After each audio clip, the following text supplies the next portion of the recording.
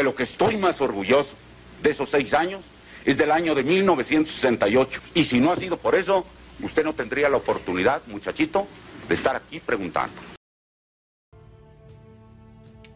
Hola, ¿qué tal amigos, amigas, señoras, señores? ¿Cómo están? Esperando estén muy bien. Mil gracias por darle play. Mil gracias por darle play a uno más de mis videos. Que como saben, pues creé mi canal para apoyar y apuntalar lo que es la cuarta transformación en México. Algo que tanto necesitamos, algo que sí, realmente lo que más necesitamos es que todos se hagan hechos. Recordar que no va a ser únicamente un sexenio. Recordar que Andrés Manuel López Obrador con hechos cumplió cuando fue jefe del gobierno en la Ciudad de México del 2000 al 2005 y pese a que estaba con un presidente panista como Felipe Calderón, con una Cámara de Diputados y de Senadores repleta de priistas y panistas, así él lo supo hacer, así pudo lograr muchas cosas, se rehabilitó mucho el centro de la ciudad, se hizo el segundo piso gratuito, por mencionar dos de las cosas que ahí están, ahí siguen, ahí persisten. Arregló la avenida Reforma, que es una avenida muy importante en la Ciudad de México además.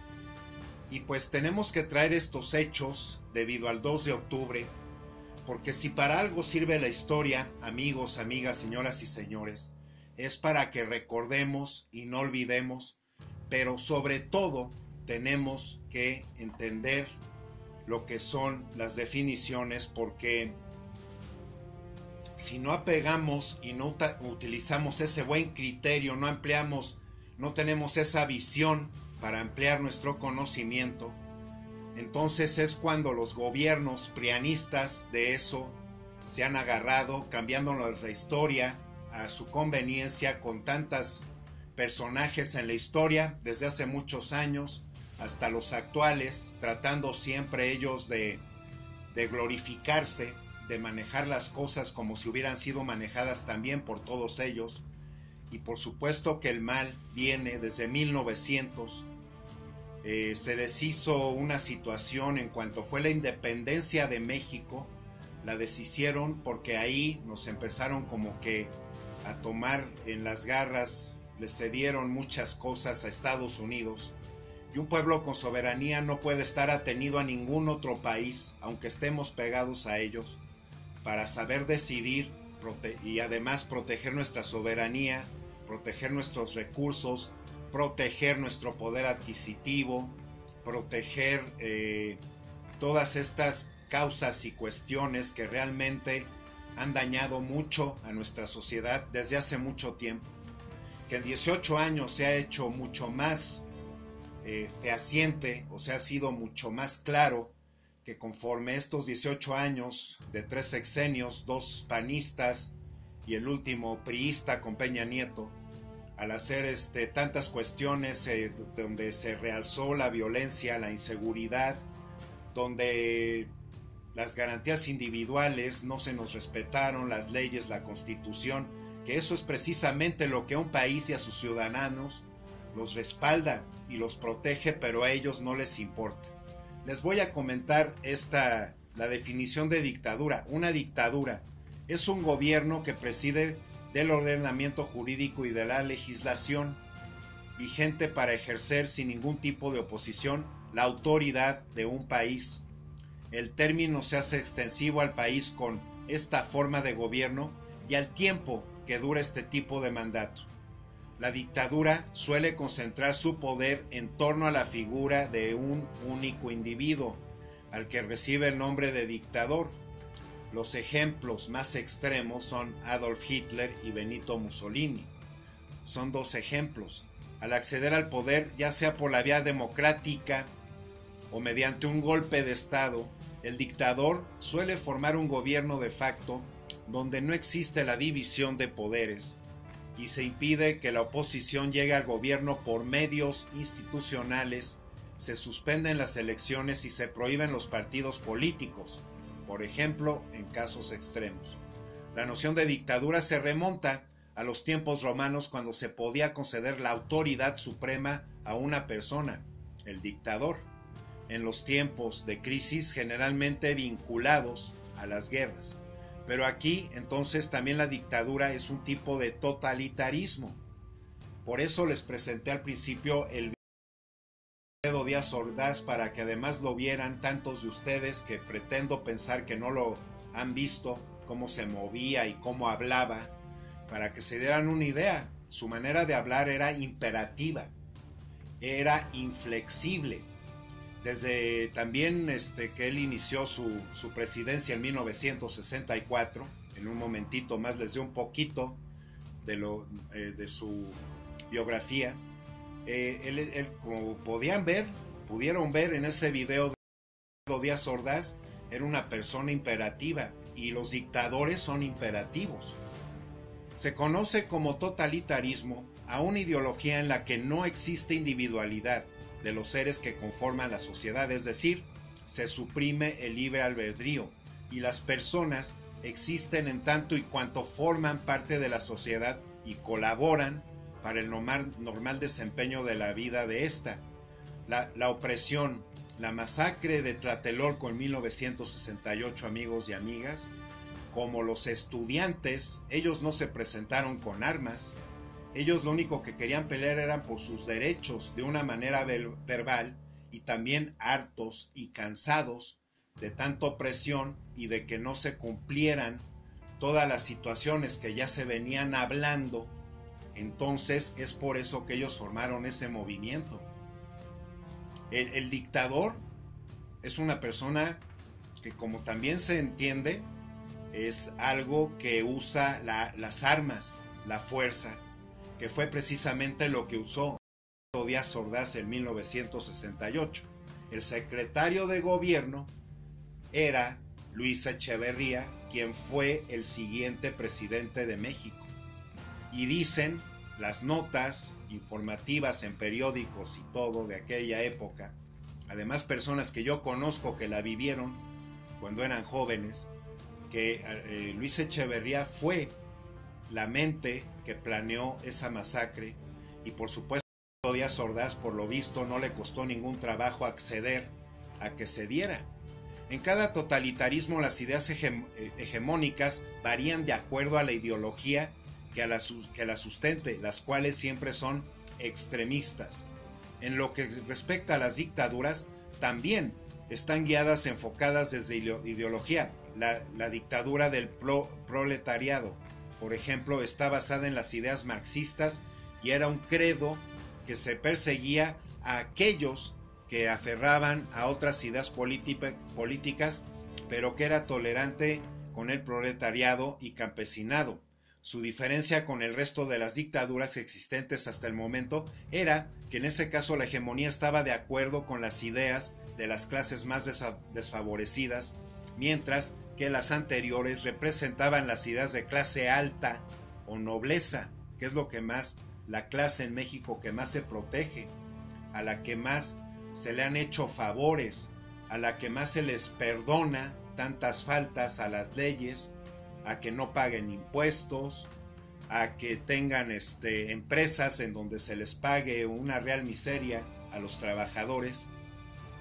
En lo que se refiere a las dictaduras con orientación fascista, los intereses que se las sustentan son los que definen una etnia o cultura. Las personas que forman parte de la sociedad no existen como seres individuales a menos que se sientan identificados por la causa y obren en torno a la voluntad de la etnia. A diferencia de otras dictaduras de pensamiento doctrinario fascista, se autorreconoce como el único válido y asume el rol de idealista totalitario, imponiéndose a la diversidad cultural reinante, y lo hace imponiendo una figura autoritaria a la que los pobladores deben de rendirle culto y subordinarse. Y fíjense cómo en todas estas definiciones, amigos, amigas, señoras y señores, todo esto se apega a lo que nos ha venido haciendo el prianismo durante 96 años, y como yo lo vuelvo a reiterar, desde 1900, porque han usado un poco de este tipo de dictadura, un poco de la otra y un poco de aquella. La situación de Tlatelolco así es. El presidente de México de 1964 a 1970, el gobierno de Díaz Ordaz, fomentó el desarrollo económico de México, siguió el modelo de desarrollo estabilizador, el Producto Interno Bruto Nacional se mantuvo con un crecimiento de entre el 6 y el 8% y la inflación se sostuvo a niveles bajos en un 2.7%, el cual contrastaría con el de su sucesor Luis Echeverría Álvarez, un promedio que él tuvo 15% en cuanto a la inflación. Pese a dicho crecimiento económico, la desigualdad de ingreso entre las clases sociales del país y los entornos urbano y rural, como los niveles de desempleo, no se contuvieron. En 1967 se firmó en la capital de la República, o sea, en la Ciudad de México, bajo su auspicio el denominado Tratado de Tlatelolco, del que habría de surgir el organismo de la proscripción de armas nucleares de América Latina. La actuación en el movimiento de 1968 en México durante su mandato ordenó represión a los movimientos sociales, especialmente a las protestas estudiantiles, como el movimiento de 1968. La Fiscalía Mexicana determinó en una investigación posterior que desde el gobierno de Díaz Ordaz se realizaron detenciones ilegales, maltratos, torturas, persecuciones, desapariciones forzadas, espionaje, criminalización, homicidios y ejecuciones extrajudiciales con el fin de extinguir al movimiento social presente en la Ciudad de México y algunos de los estados de la República. La decisión de un bárbaro como lo fue Díaz Ordaz marcó la vida de miles de personas que después del brutal 2 de octubre de 1968 perdieron a miles de sus familiares, padres, que despidieron en la mañana a sus hijos para no volverlos a ver nunca. Díaz, como ya se sabe, dio la orden para matar a más de 3.500 jóvenes, niños, madres, padres, miles de armas quitadas, desgarradas por conveniencia, por política, por corrupción. Aquí nos encontramos con un titular del periódico El Heraldo de México de aquel entonces: energía contra los alborotadores. Ciudad de México, el 2 de octubre de 1968, un mitin estudiantil en la Plaza de las Tres Culturas, en Tlatelolco, terminó en uno de los sucesos más trágicos de la historia moderna del país. Cientos de jóvenes estudiantes, obreros, profesionistas y hasta amas de casa fueron asesinados o desaparecidos por policías y militares. Elena Poniatowska registró en su libro La Noche de Tlatelolco los titulares con los que los diarios más importantes de la época registraron el hecho un día después, el 3 de octubre de 1968. Con autorización de la autora, reprodujo esos textos.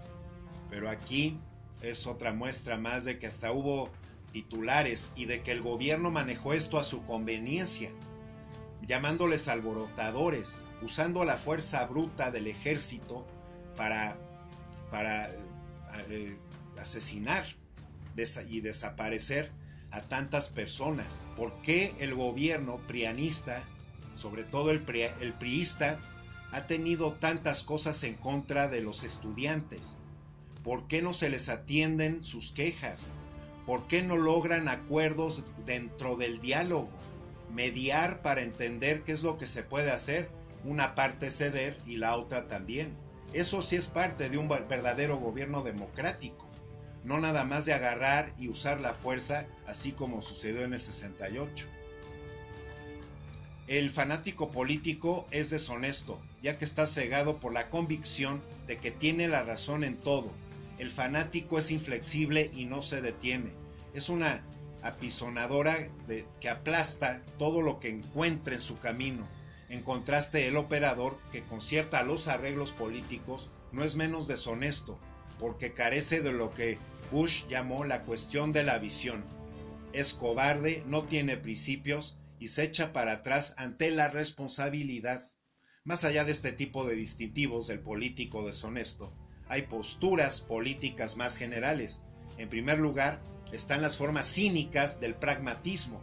El pragmatismo es lo que saben a decir sabiendo de antemano, teniendo muy claro que son mentiras, que es hipocresía, encarnadas en el principio de que el fin justifica los medios, siempre que las exigencias morales entren en conflicto con los intereses políticos. En el otro extremo está la postura ingenua, utópica y moralista, que es igual de deshonesta.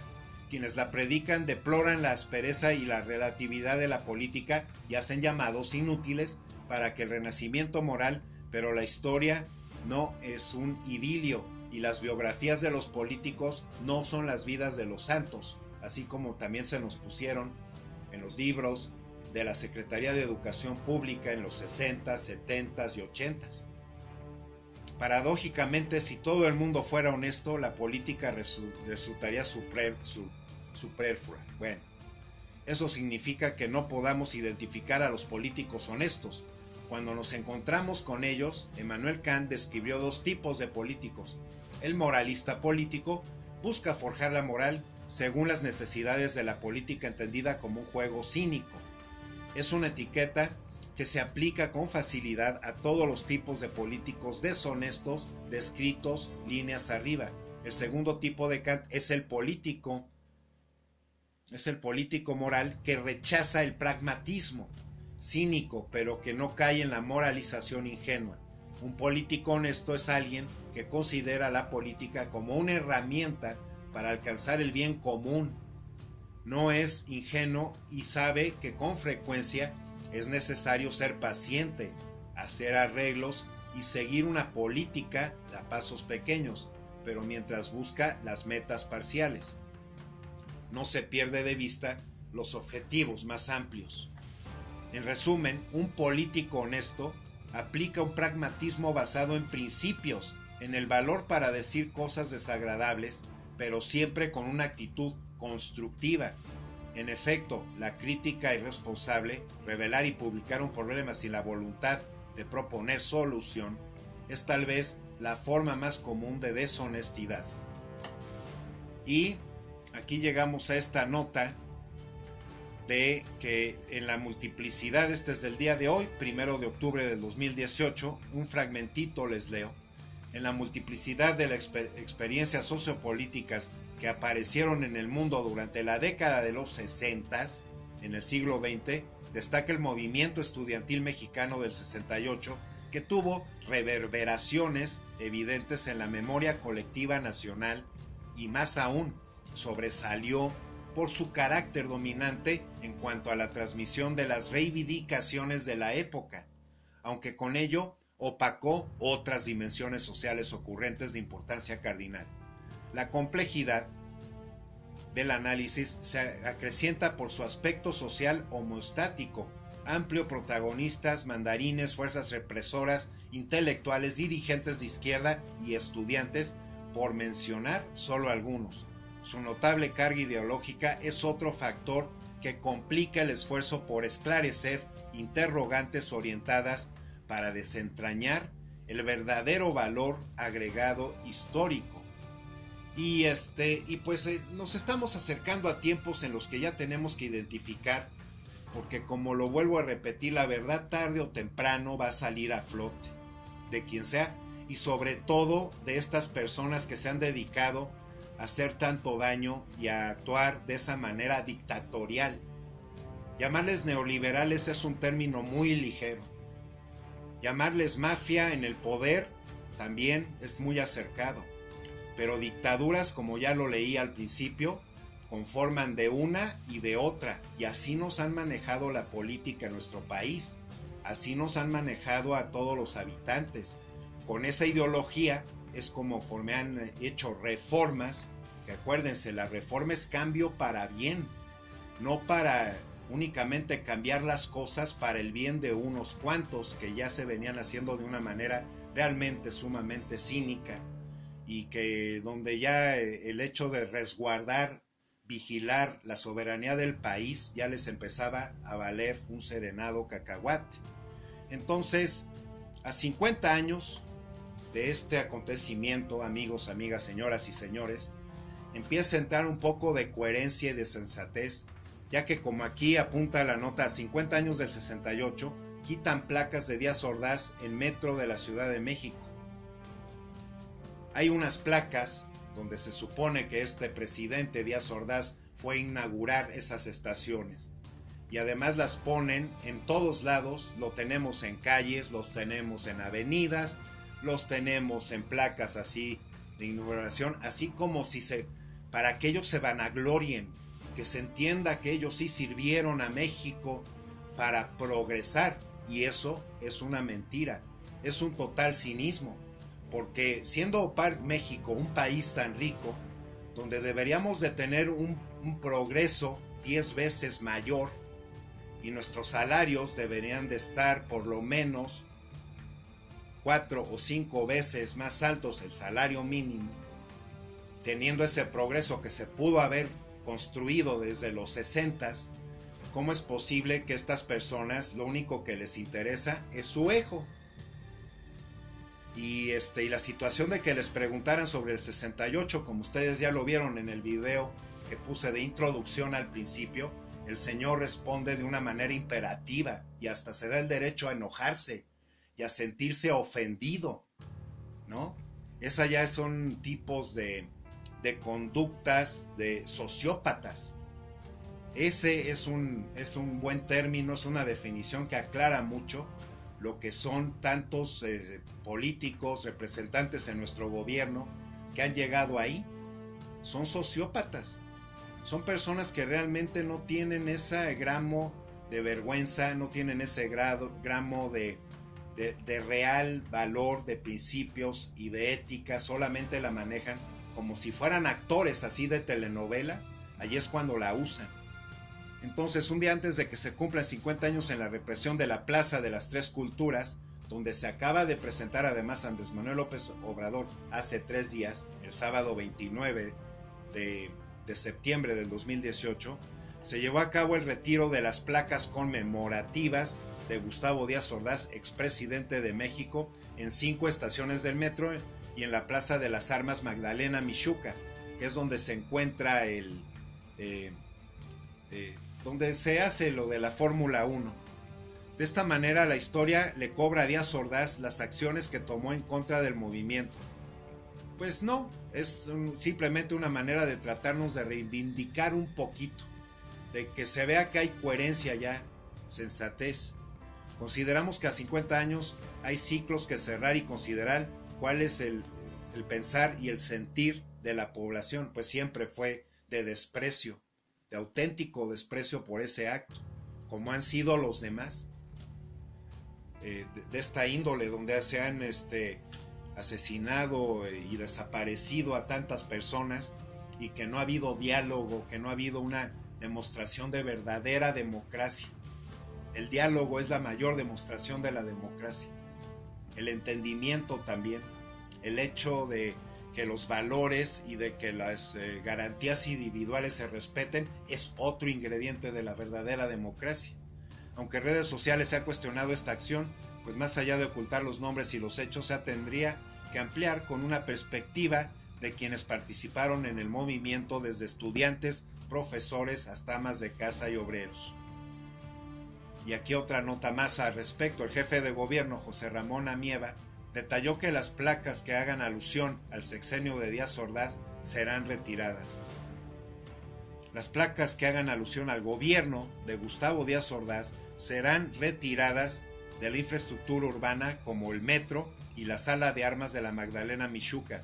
El jefe de gobierno, José Ramón Amieva, informó que como parte de la conmemoración de los 50 años por la matanza estudiantil en Tlatelolco, se decidió que la infraestructura de la capital del país no haga referencia al sexenio de Díaz Ordaz.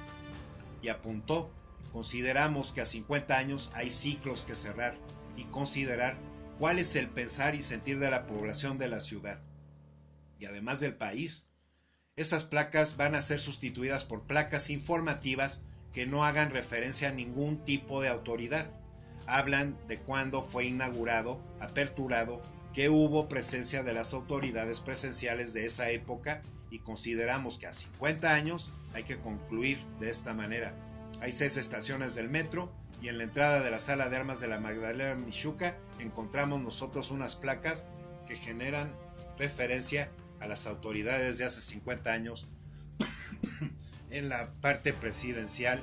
¿Y qué vamos a hacer con el nombre de tantas calles? Porque este país se volvió un país así de rendir, de que ellos mismos se rindían culto, como han sido gobiernos prianistas, en tantas calles, ¿no? Avenidas que reciben el nombre de estos personajes que por supuesto no se les ve con el menor agrado ni con el menor respeto, o mucho menos con el menor aprecio. Y es muy justo, porque las causas son muy obvias y los hechos también son muy obvios y son muy claros. Y en un país, México, un México realmente democrático, estas situaciones, estas personalidades, se les tiene que poner realmente en su lugar.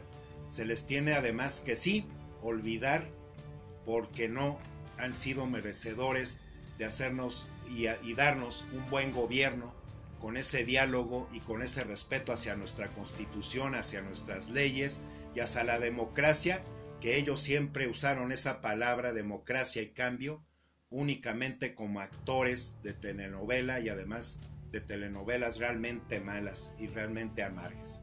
Amigos y amigas, mil gracias por llegar hasta este punto en el video. Era un hecho, es muy importante traerles otra vez todo parte de lo que es. Qué bueno que quitan los letreros con el nombre de este señor ahí en las estaciones del metro. Qué bueno que se empiezan a manejar las cosas de manera coherente y sensata. No nos hacen justicia. La justicia vendrá cuando la Cuarta Transformación realmente se dedique a hacer todos esos proyectos, a que las leyes se respeten, a que las dependencias funcionen realmente al 100% para lo que son, que las autoridades también no sean autoridades prepotentes, sanguinarias, de sangre fría, y que también respeten mucho las leyes, que los ciudadanos, hombres, mujeres, jóvenes y niños, siempre nos sintamos apoyados, acobijados en base a una verdadera democracia. Que estén muy bien, mandándoles como siempre un saludo fraterno a todas y a todos ustedes. Mil gracias por sus likes, sus suscripciones y sus comentarios. Y por aquí nos vemos pronto. Que estén muy bien. Hasta la próxima.